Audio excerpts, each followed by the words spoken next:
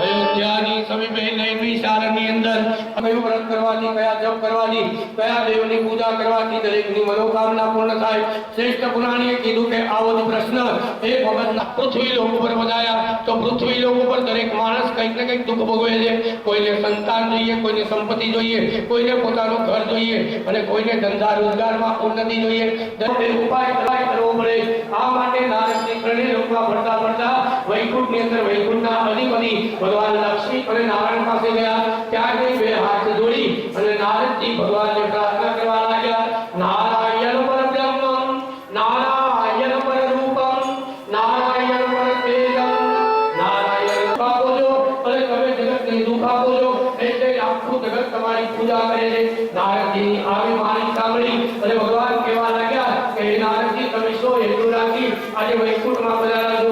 નારદજી કહે છે કે ભગવાન પૃથ્વીની કમી દૂર થાય એવો કોઈ ઉપાય બતાવો કે દરેકનું કલ્યાણ થાય. ભગવાને તરત કીધું કે નારદજી તમે લોકોના અર્થ, કામ અને મોક્ષના ચાર ધામ ચાલી ગયું. આ શ્રીફળમાં જેવી મીઠાશ છે એવી મીઠાશ આપણા ઘરમાં ભગવાન દરેક મિત્રને આમંત્રણ આપવું અને શક્ય હોય તો બધાની સાથે ભોજન કરવું. સાયંકાલને વખતે આ પૂજા કરવાથી એનું ફળ અનેક ગણું મળે અને દરેક ક્ષેત્રમાં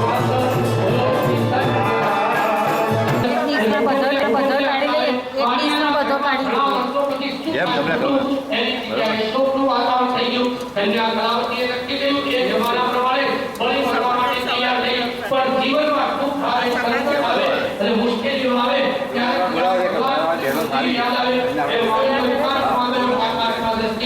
ભગવાનને પ્રાર્થના કરી, હે વૈકુંઠના અધિપતિ, હે ભગવાન નારાયણ, મારી સંપત્તિ જોતી તો લઈ જાઓ. મારું જ્યારે અસત્યનું આચરણ થાય અને ખોટું કર્મ